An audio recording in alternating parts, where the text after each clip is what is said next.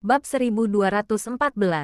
Sudah dalam perjalanan, Vincent berkata dengan sangat serius. Sekarang tidak peduli apapun yang Daniel lakukan. Jangan membuatnya marah, harus mengalah. Tunggu aku datang. Baru dibicarakan lagi. Kenapa begitu takut padanya? Maggie bertanya dengan tidak senang. Di sini adalah negara Prancis. Kamu sudah terbiasa hidup di keluarga kaya. Tidak tahu kekejaman di dunia luar. Vincent berseru marah. Kamu harus mendengarkanku dalam masalah ini. Jangan membuat masalah di depan singa. Baiklah. Baiklah. Aku tahu. Maggie berkata dengan tidak senang. Cepatlah datang. Sekarang aku ingin pergi melihat Duke. Setelah menutup telepon, Maggie tidak langsung pergi melihat Duke, melainkan berpesan pada bawahannya. Pergilah, atur para pengawal berjaga di luar. Jika Daniel berbuat onar, segera tangkap dia. Baiklah, setelah berpesan, Maggie masih tidak tenang. Maka dia pun mengambil pistol dari dalam laci dan menyembunyikannya di dalam bajunya. Barulah pergi mencari Duke. Pada saat ini, di dalam kamar, Tracy yang sedang mandi melihat tanda-tanda di tubuhnya. Dia pun terkejut. Kenapa bisa seperti ini? Nona Tracy, Anda dan Duke Louis sungguh. Paula juga terkejut melihatnya. Aku sungguh tidak mengingat hal itu. Tracy memegang dahinya, mengingat-ingat kembali dengan teliti. Aku ingat setelah aku kembali ke kamar, mengobrol sebentar dengan Duke, lalu kami pun bertengkar. Aku masih menamparnya sekali dan dia mengeluarkan banyak darah dari hidungnya. Dia pun pergi ke kamar mandi untuk membersihkannya, sedangkan aku minum air di sofa, lalu tertidur. Tracy merasa kepalanya luar biasa sakit. Saya sama sekali tidak ada kesan mengenai hal yang terjadi semalam. Mungkinkah selagi Anda tidur, Duke Louis? Paula membuat sebuah spekulasi yang sangat berani. Sebelum selesai bicara, dia pun sudah sangat emosi hingga menggertakkan gigi. Pria brengsek, biasanya terlihat sangat bermartabat. Masih mengira dia seorang pria terhormat. Tidak disangka begitu rendah. Aku akan pergi membunuhnya. Selesai bicara, Paula bergegas keluar. Tetapi Naomi buru-buru menahannya. Apa yang kamu lakukan? Masalah belum diketahui dengan jelas. Kamu malah mau berulah sembarangan. Sungguh tidak ada tata krama. Duke Louis menindas Nona Tracy. Ketahui masalah dengan jelas dulu. Baru dibicarakan. Apa masih belum jelas? Kenyataannya sudah ada di depan mata. Bisakah berpikirmu tidak begitu sederhana? Sudahlah. Jangan ribut lagi. Kepala Tracy seperti akan meledak. Maaf. Kedua orang itu segera menundukkan kepala. Tidak berani berbicara lagi. Seharusnya Duke tidak mungkin melakukan hal seperti itu. Tracy sebisa mungkin menggunakan akal sehatnya. Hal yang paling utama adalah aku tidak ada kesan apapun menurutku. Aku dan dia sama sekali tidak melakukan. Tapi, apa maksudnya tanda-tanda di tubuhku ini? Ada yang aneh dalam hal ini. Naomi buru-buru berkata, aku akan memeriksanya. Mungkin ada informasi lain. Sekarang hal yang paling penting adalah, Tracy mengingat sosok pria tinggi itu. Hatinya tanpa sadar bergetar. Dia melihatnya. Sungguh tidak disangka Presdir Daniel datang pada saat ini. Naomi juga merasa sangat pusing. Sekarang sungguh lompat ke Sungai Kuning pun tak akan bisa membersihkannya. Berdasarkan temperamen Presdir Daniel entah apa yang akan dia lakukan. Paula juga sangat khawatir. Kalian keluarlah dulu. Lihat anak-anak. Tracy tetap paling mengkhawatirkan anak-anak. Jangan sampai mereka mengetahui masalah ini. Bawa Carlos Charles Carla, serta ketiga anak yang lain pergi ke peternakan. Katakan bahwa Mami dan Papi sedang mendiskusikan sesuatu. Nanti baru datang menjemput mereka. Baik, Naomi buru-buru pergi. Sebelum pergi, dia sempat berpesan pada Paula. Kamu tinggallah di sini temani Nona Tracy. Lindungi dengan baik. Mengerti. Saat keluar dari kamar, Naomi bertemu dengan Tamara. Dia sedang membawa semangkuk sup ginseng menuju kamar Duke.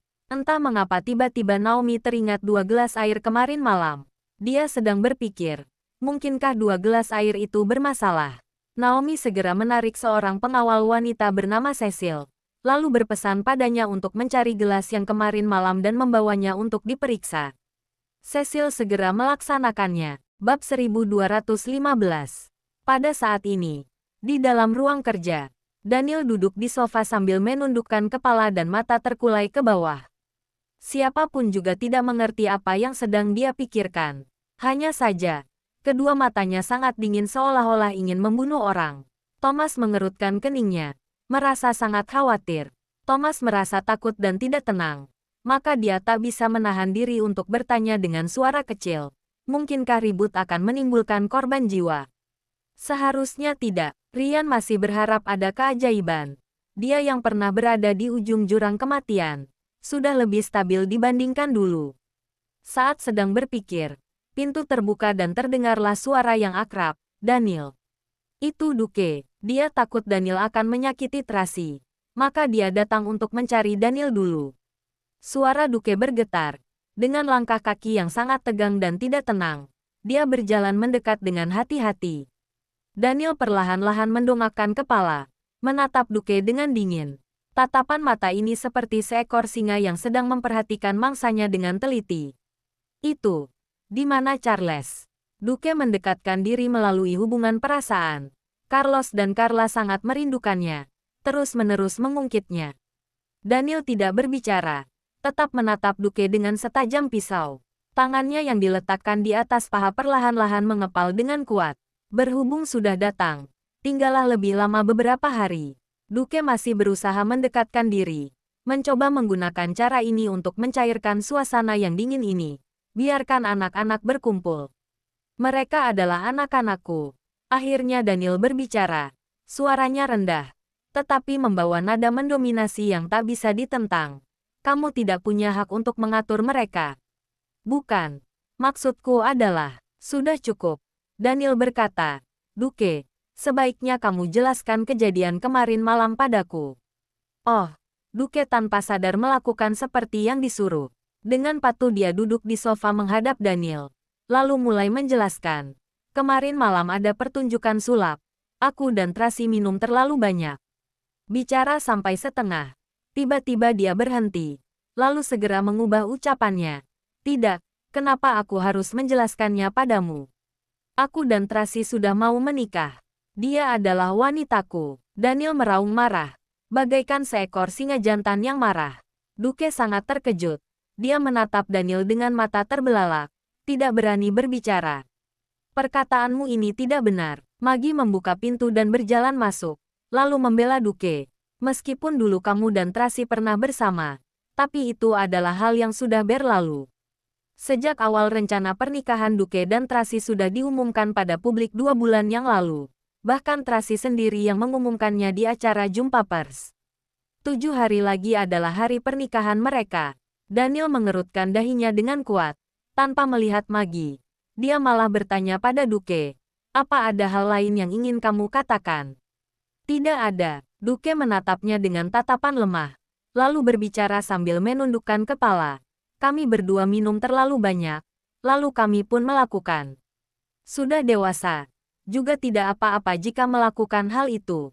Maggie segera menambahkan perkataan yang menusuk. Lagi pula, kamu adalah mantan suami. Apa hubungannya hal ini denganmu? Kenapa harus menjelaskannya padamu? Prang, terdengar suara barang pecah. Daniel meninju meja kaca di depannya hingga hancur. Maggie sangat terkejut hingga terbelalak dan tidak bisa berkata-kata. Dia tercengang di sana dengan tubuh yang gemetar. Duke juga bergidik, tanpa sadar mundur ke belakang. Suasana langsung menjadi mencekam. Udara seolah-olah membeku. Seluruh ruang kerja itu dipenuhi dengan aura membunuh. Kamu jangan berbuat sembarangan. Maggie berkata dengan ketakutan. Ini adalah negara Prancis. Nyonya besar, silahkan keluar. Daniel menyeka serpihan kaca dan darah di tangannya dengan menggunakan handuk basah. Suaranya sangat sopan dan sungkan, tetapi membawa aura mendominasi yang tak bisa ditentang. Kenapa aku harus keluar? Nyonya besar, silahkan keluar. Pada saat ini, terdengarlah suara Tracy. Suaranya lebih tenang dibandingkan dengan Daniel. Aku akan menjamin bahwa Duke akan baik-baik saja. Tracy perlahan-lahan berjalan masuk ke ruang kerja. Tatapannya jatuh pada Daniel. Ada perasaan yang rumit berkecamuk di dalam hatinya. Bab 1216. 2 bulan tidak bertemu. Pria ini seperti menjadi orang lain. Tubuhnya menjadi lebih kurus. Wajahnya yang awalnya tampan, leher, dan jakunnya menunjukkan kontur yang lebih jelas. Kedua tangan yang kekar juga menampilkan sendi-sendinya dengan sangat jelas. Mata cekung ke dalam, membawa perasaan melankolis yang samar. Rambutnya menjadi lebih panjang.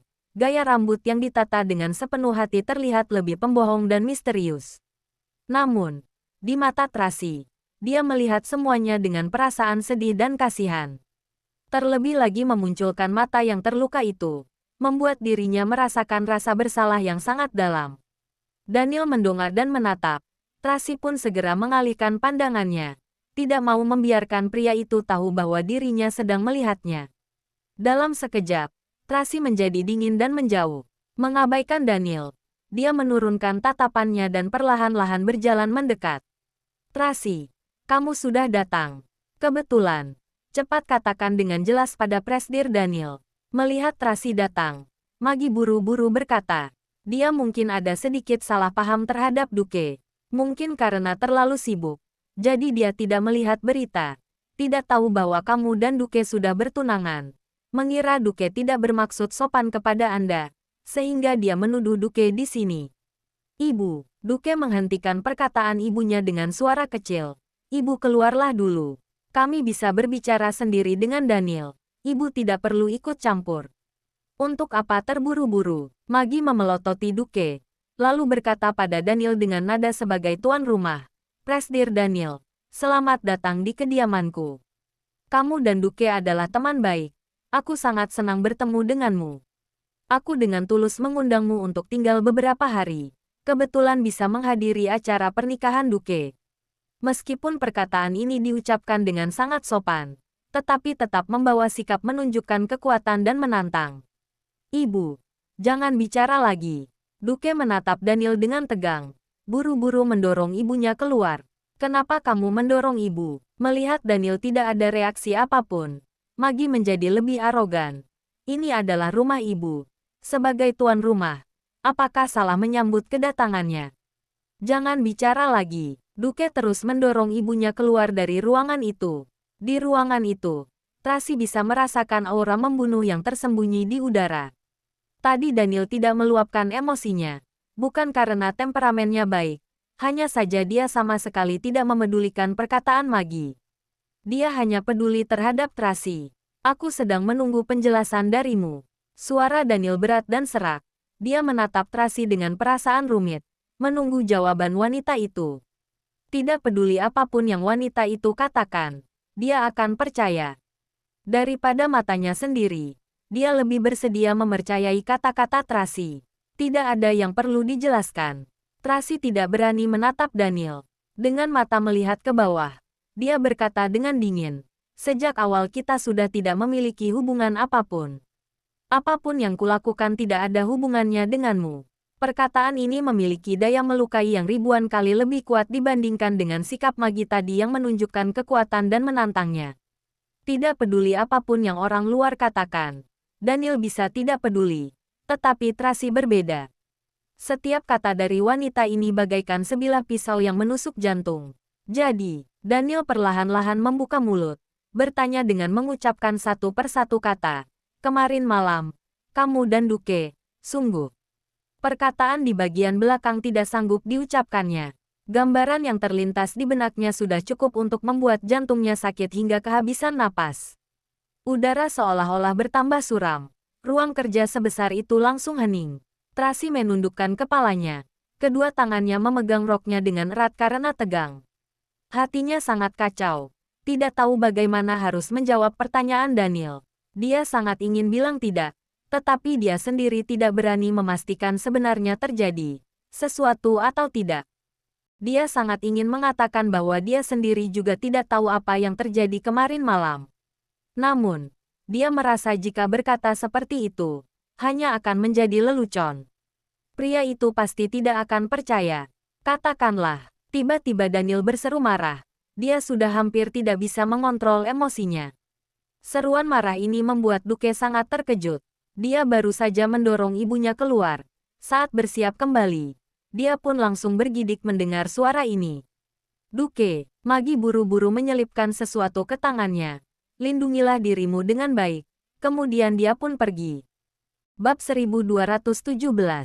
Duke berdiri di sisi pintu, sambil menatap Daniel dengan sangat takut dan tidak tenang.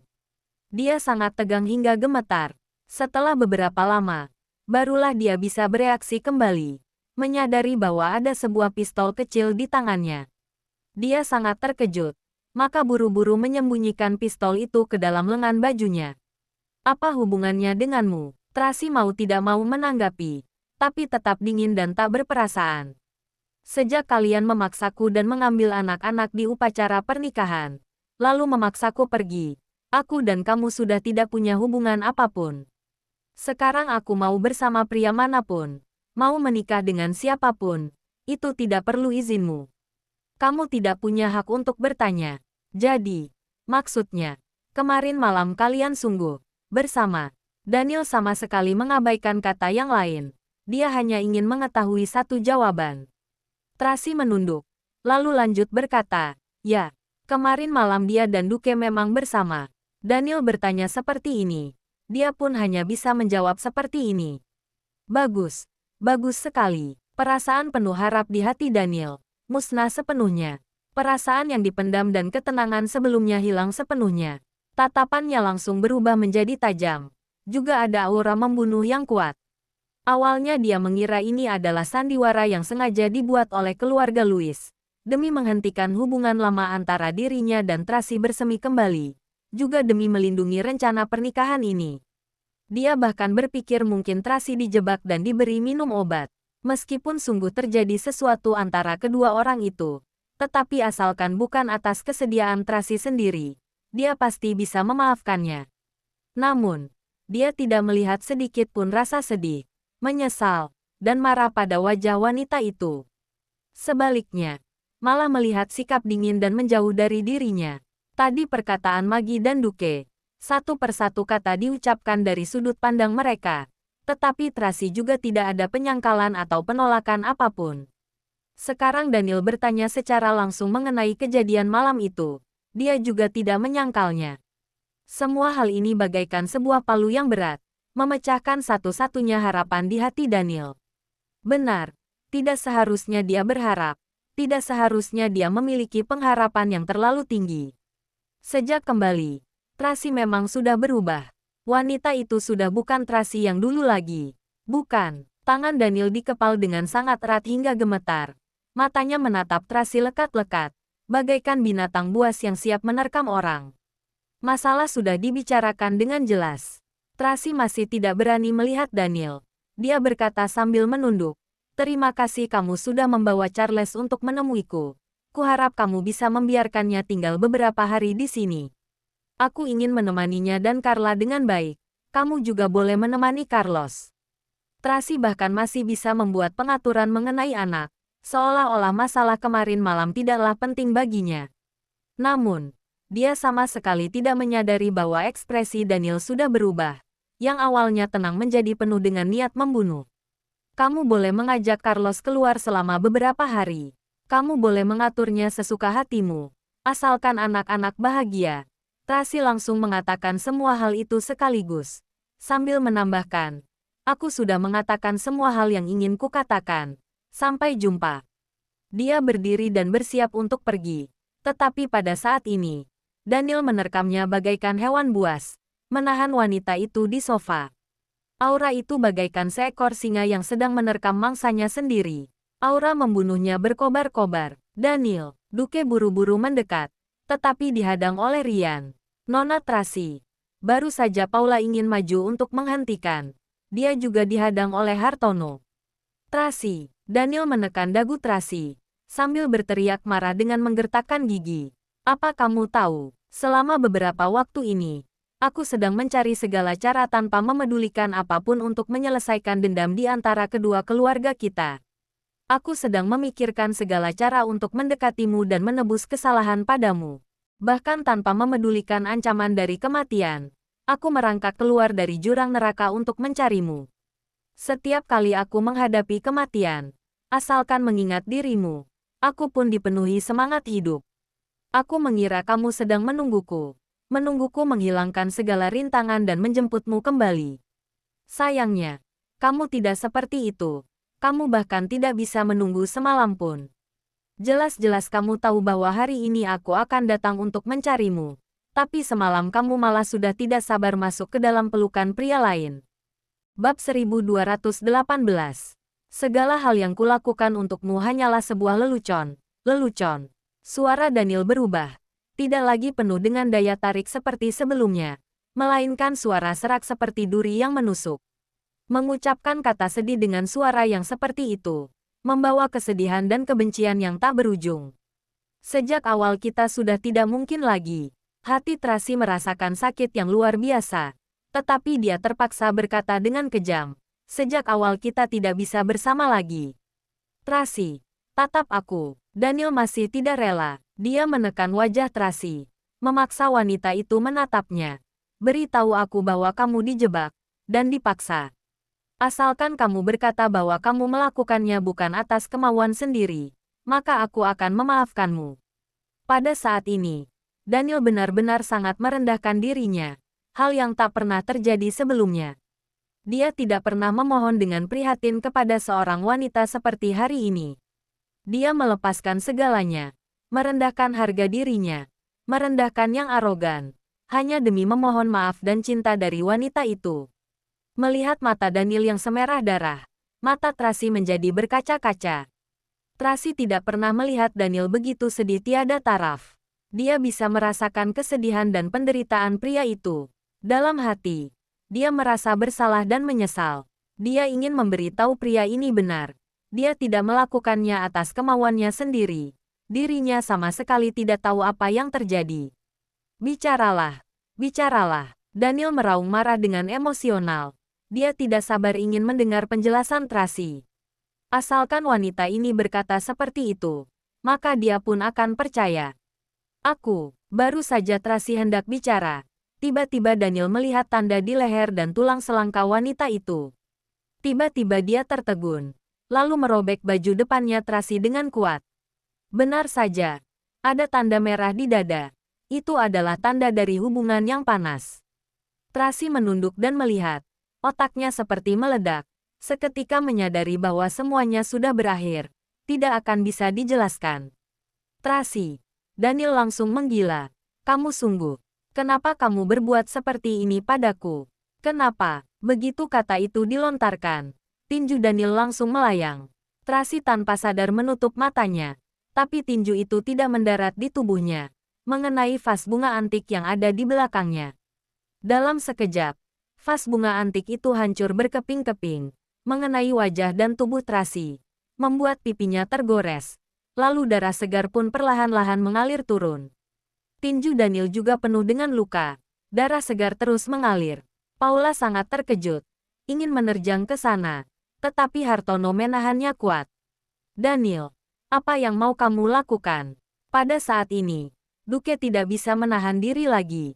Dia segera mengeluarkan pistol dan menodongkannya dengan emosional. Lepaskan dia. Ryan sangat terkejut. Sama sekali tidak menyangka bahwa Duke membawa pistol. Lebih tidak menyangka Duke yang biasanya sangat lembut bisa melakukan tindakan seperti ini. Dia sama sekali tidak siap terhadap tindakan Duke. Duke Louis, tenang, turunkan pistolmu. Ryan segera membujuknya untuk berhenti. Aku memintamu untuk melepaskan Tracy. Dengan tangan gemetar, Duke menodongkan pistol ke arah Daniel. Dia adalah tunanganku. Aku tidak mengizinkanmu berbuat seperti itu padanya. Tunanganmu. Daniel tertawa suram. Dia perlahan-lahan melepaskan Tracy, berbalik badan, dan menatap Duke dengan mengejek. Saat dia melahirkan anak untukku, entah di mana kamu berada. Kamu. Duke seketika tak bisa berkata-kata. Dengan cepat Daniel merebut pistol di tangan Duke dan langsung menodongkannya ke dadanya. Aku menganggapmu sebagai saudaraku. Kamu malah merebut wanitaku. Bahkan menodongkan pistol ke arahku. Duke ketakutan hingga membelalakkan mata. Tidak berani bergerak sedikit pun. Sekarang juga aku akan membunuhmu. Aku mau lihat dia akan menikah dengan siapa nanti. Daniel bersiap menekan pelatuk. Matilah. Jangan. Tracy buru-buru maju dan menghadang di depan Louis. Daniel, jangan bertindak gegabah. Kamu melindunginya. Daniel menatap Tracy sambil menggertakkan gigi. Apa kamu mengira aku tidak akan berani membunuhmu? Jangan gegabah, Tracy menjelaskan dengan panik. Di luar penuh dengan tentara kerajaan Frown. Sungguh tidak layak bagimu mencari masalah sendiri hanya demi diriku. Jangan lupa like, komen, and subscribe ya. Terima kasih. Tunggu terus kelanjutannya.